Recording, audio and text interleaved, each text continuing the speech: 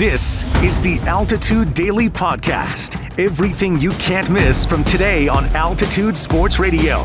Mosher, Lombardi, and Kane. If I just say offensively, I want this team to get faster. That's what I want. I want them faster and more athletic. And if you can give me an athletic tight end, and here's the thing, they've had a couple of those recently. Like Dulcich was pretty athletic. Alberto is pretty athletic. And so it's not the end-all, be-all, but there is an intrigue to this because we're all kind of thinking about joker position. And Vic, you said you'll get to yours in a little bit.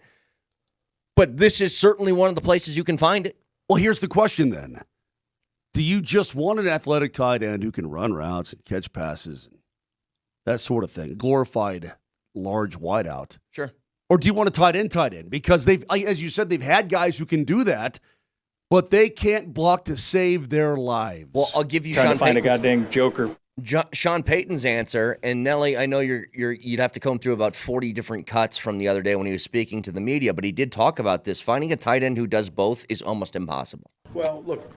You got to find, you have to kind of choose one or the other. You think about the best tight ends in the league. Go ahead and start listing them off for me. Just top of your head, best tight ends you can think of in the NFL, go. Well, Mark Andrews is awesome. Travis Kelce's awesome. Those guys are both more receiving tight ends. Correct. Laporte is awesome. Laporte is awesome. Laporte is more receiving, does a little of both. George Kittle's maybe your one Brock true. Bowers is already great. But what I'm getting at is George Kittle's maybe your one true tight end in the league that literally like catches the ball really well and blocks like he's an extra tackle on your offensive line. It's really hard to find guys who do both. So if I'm having my preference, just give me the guy who makes an impact through the passing game. Like give me if he can't block, then you know what, he can't block. You know Sorry. what? The former Colorado State Ram is pretty awesome. Yeah, McBride. McBride's pretty Sure. awesome. He had a great season, man. If you go back to Sean Payton's New Orleans teams, Jimmy Graham couldn't block at all. No, but he could. Oh, but, hey, you know what? But you wanted Jimmy Graham on his prime on this team? Like, I'd take that. Right. Listen, I guess it's kind of like prime Britney Spears couldn't spell cat. Do you care? You see what I'm saying? Anyway. Yeah. Yep, I get it. The Altitude Daily. The Morning Sprint. I don't believe the NFL can do anything about this problem. Oh, I do. What can they do, Rush? If you accept an invite to the combine, unless you can prove without a shadow of a doubt that you are injured and cannot perform, if you accept the invite, you must perform. You must be on the field and test. Okay, so you accept the invite. Yeah. And you go. Yes. And you're not signed by a team yet. Yes. So you don't technically have a quote-unquote paycheck yet. Write it into a contract that you have to sign to accept to be on the grounds in Indianapolis. Okay, then you just opt out of a drill. What happens? What's the punitive action that the NFL takes on, say, Cam Ward today? That he's all in. I'm doing it all. I'm good. And then all of a sudden you get there, and guess who do you think's telling these athletes not to do these things? Their agents. 100%. It ruins the product, But though. if you think the it NFL ruins the product. So Cam Ward not throwing it's not good for the combine. It's not. It doesn't matter for Cam, and I know guys have done this all the time, but it is ruining the product. didn't hurt three guys last year. I don't three care. quarterbacks that didn't throw. I don't care what it does for the players. Brock I Bauer. could give a crap about Brock Bauer didn't run last year. I could give a He did crap nothing. about what it does for the players. I know it doesn't do anything for the players. I'm talking about the actual product that they put on television. It's hurting because those guys don't show up. Here's where I differ on this opinion, okay? If you think that the NFL talent evaluators, the scouts, the general managers, if you think they're okay and they're accepting of these decisions not to work out, you're dead wrong. Because I've been at pro days before, many pro days over the course of my collegiate coaching career, where you see a scout. It's like, hey, are you running the 40 to a guy that they want to see? They're like, no, I'm not running it. They go, okay, that makes sense. Yeah, it adds up. Throw shade at an athlete. That's the general attitude towards the players that don't play. And the problem is the agents. Now, on the flip side of this, where I think players like Brock Bauer, players like last year, I'd say Jaden Daniels. This year, do we know is Tyler Warren competing in this? Is he doing anything on the field? Because he'd be this year's equivalent of Brock Bauer. The Altitude Daily. Columbus, Hastings, and DMAC. Yeah, but everybody would understand their relationship and situation. Sure. I mean, that's different for sure. Sure, it is. It is. I'm not going to deny that at all.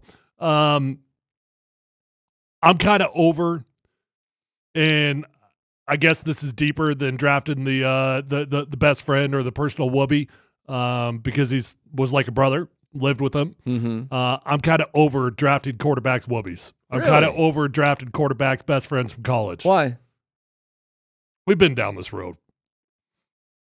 For example, Albert Okwuegbunam. with Locke, bigger issues with Coach Fangio and how he felt about Locke and all that. I understand what you're saying because Alberto just didn't work out. We had another one here recently. Why am I drawing a blank on it? We had two of them. Who's the quarterback? I'm drawing a blank.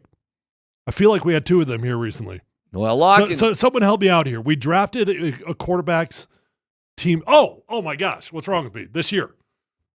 Oh, Troy Franklin. Yeah. Mm-hmm. Yeah. Felt like a value I knew pick. we had two of them. Felt like a value pick because he fell to the fourth No, but it's a rounds. value pick that makes sense because you're like, oh, they're going to have a lot of chemistry. Well, I mean, it took a minute, but nice pass in the Bills' playoff game. Oh, that's cool.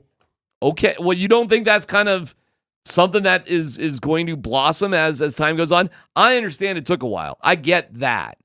But you don't think that might have... You know how many yards Troy Franklin had on the year? I understand. Take a guess. It was low. I get it. Take a guess. At 300. 263. Okay. That's ballparky. And he got like 75 of them on one play against the Bills. Yeah. I mean, it did happen. It took a minute. It was a play, D-Mac. Do you think that's a bad guy for the future? Do you think Troy Franklin's future is going to be limited here? Yeah. Well, I'll put it this way. I'm not saying he's going to get cut next year, but if I draft a wide receiver, get one in free agency, I could see him being on the outs. Yeah. Do you think Tez Johnson would be a better? All right. So wait, hold on. Let me back up. Are you just out on this relationship period because they were teammates? I think that Tez Johnson, they're brothers. I think it can be distracting. It can.